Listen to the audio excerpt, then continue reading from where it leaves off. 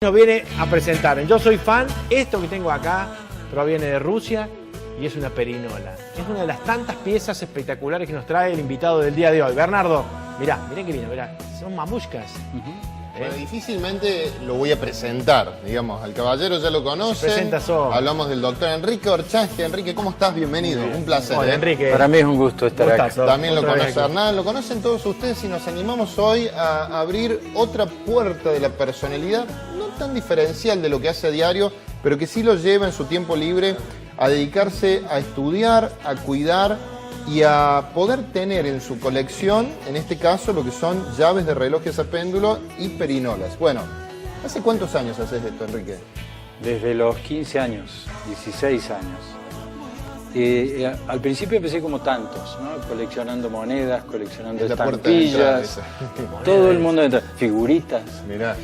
Y después empecé con el tiempo a madurar en lo que significa diferenciar, juntar cosas de coleccionar. A ver. Coleccionar es empezar a entender el origen, empezar a entender quién las hizo, como producto de qué cultura surge esto. Las perinolas, por ejemplo, surgen de la cultura del juego de los bares. Mirá. Era el primer juego de personas que estaban esperando un trabajo, trabajos temporarios, marineros, empleados de la albañilería, que su tiempo libre era llenado con juegos de bar. Y el Bien. juego de bar fácil, por monedas, era hacer girar un dado y ver quién se llevaba el botín. Perdón, dijiste moneda, o sea que la apuesta es algo que se asocia a este tipo de juegos en la mesa. Absolutamente. Totalmente. En su origen. En su origen, claro, por En supuesto. su origen. Por supuesto. ¿Origen de qué año hablamos cuando nos referimos a la perinola o a qué sociedad o cultura? Y es curioso porque en realidad los ingleses, como muchas otras cosas, se adjudican la invención. Ah, Y probablemente las más antiguas sean del año 1800. Pero curiosamente en la isla de Bali existe este A ver. objeto que es exactamente igual que una perinola, marcada con números, hecha con maderas de la zona y que se ficha en el siglo II o III después de Cristo. O sea perdón, que ¿material? madera del lugar.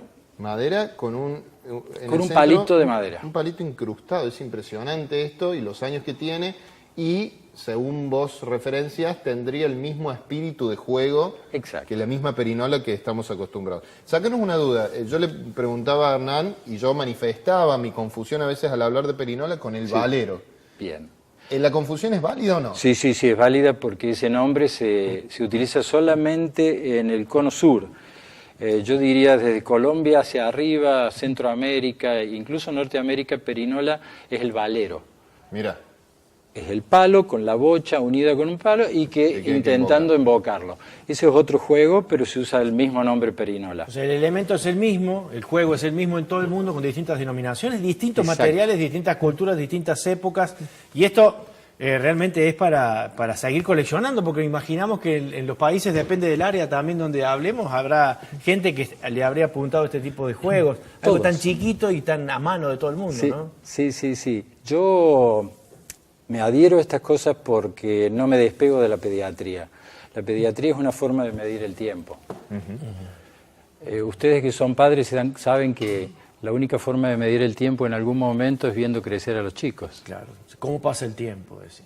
Mirá qué grande que Ya está. está en primero. Espera, entonces debe ser la forma incorrecta de medir el tiempo porque justamente caemos en eso. ¿Cómo pasa el tiempo? Ya dejó de hacer esto que hacía porque era un niño. O sea que ahí es para plantearnos hasta dónde medimos bien el tiempo con esa estrategia, ¿no?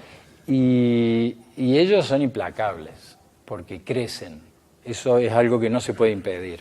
Ellos cumplen años, ellos se ponen el primer pintorcito, ellos entran a primero, a segundo, pasan al secundario y en algún momento echan alas y se van. Y todo eso ocurre y es inexorable y uno tiene que ser un buen acompañante. Sí, claro. Como uno no quiere que el tiempo pase, hay muchos adultos intentando que el tiempo se frene. Hay muchos adultos planchándose las arrugas y pintándose el pelo para que, si a los chicos se les nota que a los adultos no se nos note. Hay formas de adherirse, por ejemplo, pegarse a edades en donde las cosas se hacían para siempre, con material para siempre, y que podían durar 2 siglos. Hay una de 2 siglos acá. Sí. ¿Cuál es la más viejita que tenés? Una de las Mirá. más viejas es esta pieza.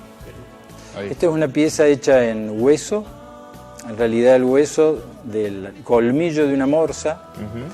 Esto está hecho a mano, inclusive hecho en 2 piezas, porque se desarma y se enrosca. Y encima tiene una rosca. Yo no sé si el detalle de la tela a veces permite, pero tiene una rosca.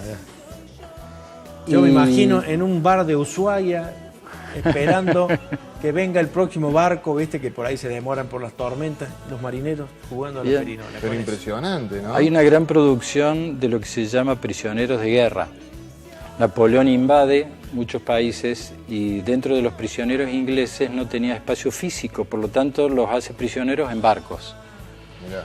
Y lo único que tenían para hacer era trabajar el hueso. Hay muchísimo material trabajado en hueso, entre otras cosas, perinolas hechas por prisioneros de guerra napoleónicos. Perdón, lo que dice que pasa al azar en la tele, que es tan fugaz, Sí. y lo tenemos en nuestras manos. O sea, es impresionante la historia que tiene esto, que uno a veces apunta a la antigüedad porque es la puerta de entrada para llamar la atención. Pero es verdad, ¿no? La obra y el origen que tiene esto te deja con la boca abierta realmente, ¿no? Y en el estado que se encuentra. Bueno, si tuviéramos, antes de pasar a comentar algo de las llaves, si tuviéramos que señalar la mecánica de juego de la perinola, ¿en qué consiste, digamos? Si uno adquiere esta, por ejemplo, que es una moderna, esta es plástica, esta seguramente está más cerca de lo que tradicionalmente uno en los últimos años puede haber visto o puede ir a comprar a un negocio juguetería, ¿no? ¿Esto en qué consiste? Cada uno a su turno gira y tiene que cumplir la obligación que le marca la caída. Lo Bien. que queda en la cara superior, toma 1, pon 2, se juegan con porotos, se juegan con monedas, se juegan con yenes, cada uno elige con qué. La idea es que sea un juego azaroso. Todos ponen, ¿eh? Este es para el asado, ¿no? Que salga esto, ¿quién paga? Bueno, pero si uno, por ejemplo, tuviera que ejecutar esto acá, Sí. ¿no? Esto también tiene que ver con el tiempo, ¿no? Porque no es tan rápido. Digo, si uno es bueno, ¿cuánto puede durar esto funcionando, digamos? Depende de la superficie, depende del material, de 15 segundos a 3 minutos. Ah, o sea que es para tomarse un tiempo también. Sobre para jugar. vidrio es tiempo. Suspenso, el suspenso. No hay tanto apuro a la hora de estar en un Claro. bar y hay que tener una superficie equilibrada. Depende Claro. de las cervezas que te hayas tomado también. Exactamente. Cae y vos tendrías Pon que dos. poner 2. Ahora podría haber puesto otro lado, Enrique. No sé que tengo que poner por doble. Estábamos jugando con dólares, no sé si se Ah, aclaró eran eso al $2, principio. pero no, ¿y cuánto cotiza hoy? Bueno, me gustaría asomarme rápidamente. Sé que para tanta pasión que vos nos traes aquí, a veces el tiempo de la tele no es suficiente, pero veíamos estas piezas y nos contaba. Yo mostraba esta que tenía un tamaño muy interesante. Veíamos, les voy a acercar otra para que vean. Mirá. Son piezas muy pesadas, quiero decirles, con lo cual hablan del material. Pero me gustaría que hablemos también, yo decía que a veces el reloj de péndulo que uno, en mi caso lo he visto en la casa de mi abuela, hablaban de relojes de mucha precisión, ¿es así? Eso Así eran muy es. precisos. Absolutamente precisos. No la precisión atómica que tienen los relojes actuales, pero de una precisión siempre y cuando el dueño se acordara de darle cuerda. ¿Cada cuánto? Había que Perdón? acordarse. Eso es una práctica de que cada Variaba cuánto. de acuerdo en realidad, esto es la llave. La cuerda es un elástico de metal que se tensa dando cuerda con esta herramienta y de acuerdo a eso podía durar entre 2 días y 8 días. El reloj venía con la especificación de cuánto demoraba. Claro. Los más comunachos me parece que le tenían que dar cuerda a la mañana y a la tarde. Así es. ¿Pero me así crees es. que digo que este es de cuerda? Mira, el tamaño es un poquito más grande que un reloj. Es típico reloj de bolsillo, ¿sabes? Es un reloj de de bolsillo, bolsillo. pero perdón, lo voy a dar vuelta, tratando de evitar la improlijidad que esto conlleva. Pero, fíjense, ¿eh? Es el Tiene mismo una llave, mecanismo. Qué Con el mismo mecanismo, ¿no? Entra ahí y esto empieza a mover los engranajes. De hecho, se produce el movimiento de engranaje y empieza a poner en funcionamiento un reloj de bolsillo con la misma lógica que podría ser el reloj de la Catedral de Córdoba. Exacto. Es así. ¿Funciona el de la Exactamente. Catedral? Funciona, fue reparado varias veces, es un reloj maravilloso. El que pueda visitarlo, estaban restringidas las visitas, pero es una experiencia absoluta conocer lo que marcó el tiempo de los cordobeses desde aquella época. Bien, esto no es un sacacorcho, ¿no? No, Mirá que no. Es también tiene es una otro pieza material. ahí, que son cuadrados, no es una tuerca de 6 lados ni de 8 lados, sino como No. un cuadrado. Exactamente, todos los relojes tenían para tensar la cuerda una herramienta llamada llave de base cuadrada. Todos tienen base cuadrada. Base cuadrada, ahí está. ¿De qué lugares provienen estas llaves, Enrique? ¿Cuál es la que nos podés destacar, o un par de ellas que nos puedas destacar? De Turquía, de Argentina, de un pueblo de Córdoba, es más, de una iglesia de Córdoba. Esto es de Inglaterra. Estas son francesas. Francesa. ¿De bronce? Las de bronce. ¿En qué estado? Esta... Estaba buscando una interesante para mostrarles. Me parece que es exacto. Mira. Solamente una alemana podía considerar no solamente dar cuerda al reloj, sino tener una herramienta para arreglar el reloj. La llave tubo. Insisto, todo esto son objetos y quiero marcar sobre todo esto, no transmitir una idea de poseer esto es algo valioso. Reconocerlo, cuidarlo, ser un buen cuidador y hacerlo circular. Todo esto tiene un fin. Todas las colecciones del mundo tienen un final, que son los museos. El museo es el verdadero final. Ahí van a descansar las piezas. Están en tránsito en tus manos. Las piezas están inquietas cuando están en manos de coleccionistas privados. Mi intención es hacer circular, he hecho mucho, acá he regalado algunas, y la idea es que esto finalmente pertenezca a un museo porque ahí es donde deben ir. Pero contame esta porque es muy interesante. Yo lo voy a ir girando para que usted vea, a ver si puede asociar estos símbolos a una etapa, a una geografía. Mirá. Fíjense, esto es un juego, más allá que las señales que transmitimos no son de las más agradables en algunos casos, pero digo, en algún momento cuando esto fue fabricado, significaba un juego que ¿qué definía, Enrique, en sus lados? Esto fue hecho en los años 40, en plena Segunda Guerra Mundial, y marcaba 4 lados que eran las 4 potencias, imperios en ese momento en disputa. Alemania, Francia, Inglaterra y la Unión Soviética. Estados Unidos no estaba implicado todavía en la guerra. Y alguna vez alguien tocó eso en medio de la guerra para ver quién ganaba. Claro, o sea, fíjate vos, se llevaba a lo lúdico algo tan pesado como era una guerra de esas características.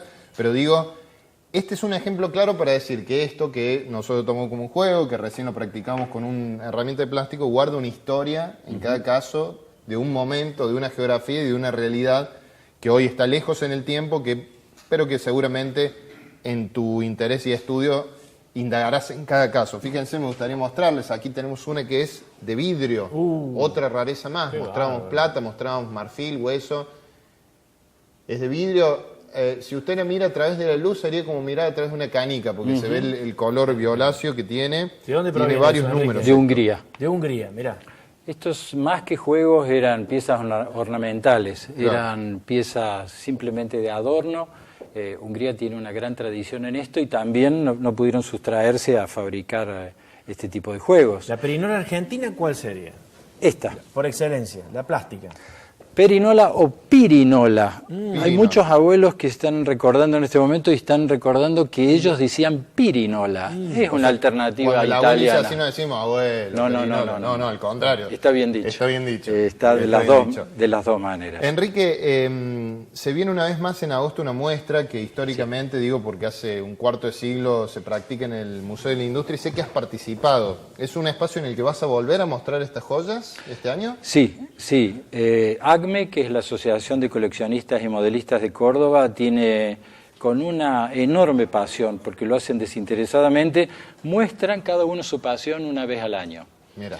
Y esto va a ocurrir en Córdoba en agosto, del 3 al 20. Del 4 en adelante. Del 4 en adelante, perdón.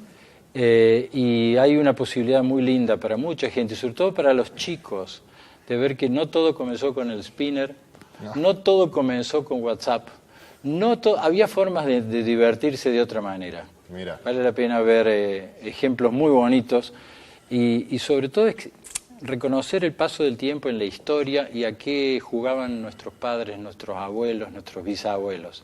Hay una historia marcada y hay una historia en cada persona que tocó estas piezas. Eso es lo que a mí más me interesa, más que el objeto. Despertar en ellos la curiosidad también, ¿no? De que, bueno, sigan investigando hasta el punto en donde no podamos responder, porque tenemos que ponernos a estudiar nosotros también.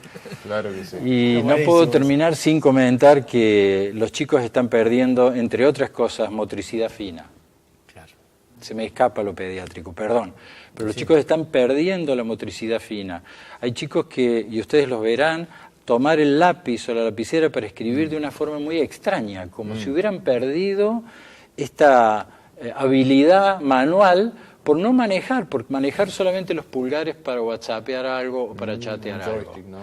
De pronto la perinola es una linda alternativa para el movimiento circular y la motricidad fina que nos anda haciendo falta. Ayuda. El doctor Enrique Orchansky, que imposible no podía hacer una bajadita con la parte pediátrica, sobre todo si tenía coherencia, de que esto de lo que es fanático puede tener un uso práctico y útil a la hora de educar, de mejorar esa capacidad motriz de los niños, que me parece que en el proceso educativo debería ser cosas que volvamos a incorporar. Además, insisto, ¿cuánto sale una perinola hoy? Digo, de uso cotidiano y nueva. Mucho más barato que cualquier otro juguete. Sí, o sea que la mucho más barato. Mucho más barato. Sí, seguro. Y si les digo, muchísimo más barato. Y podés estar horas jugando. Y podés estar horas jugando. Así que bueno. Contemos sobre el libro, Bernardo. Bueno, sí, esto en realidad lo habíamos mencionado. Vamos a hacerlo, parece que Enrique me decía, che, nos vamos a ir mucho, dice, si hablamos. Pero esto me gusta porque además, decíamos, médico, es coleccionista, pero además le gusta la escritura, y esta fue su primera obra, que tiene mucho componente visual, se lo quiero mostrar porque dice Hojas de afeitar argentinas, guía para coleccionistas, es decir, el que se quiere iniciar o formar un poquito puede entrar aquí, pero más allá del texto, que es interesante leer, hay una serie de imágenes que lo hacen muy atractivo también, porque a veces cuando uno recorre un libro que solo tiene texto, bueno, apela solo a la imaginación. Pero acá nos invita a conocer de que Argentina tuvo una multiplicidad de, digamos, de hojas de afeitar, acá los vemos, fíjense ustedes. Cuando usted lo ve, seguramente, dependiendo de la edad de quien nos esté mirando, algunas las recordará. Claro. Y otros aprenderemos a que hay una multiplicidad que no conocíamos y que son parte de la industria nacional. ¿Es así, Enrique? Así es. Aquí están incluidas solamente las que se probó que fueron construidas en Argentina. ¿Cómo se te ocurrió este libro, Enrique? Dentro del coleccionismo, las hojas de afeitar son muy bellas porque el diseño gráfico en un espacio de 4x2 es de una precisión y de una calidad y de una hermosura, sobre todo en los años 20, 30, 40. A mí me parecía que eran cuadros en 2x4.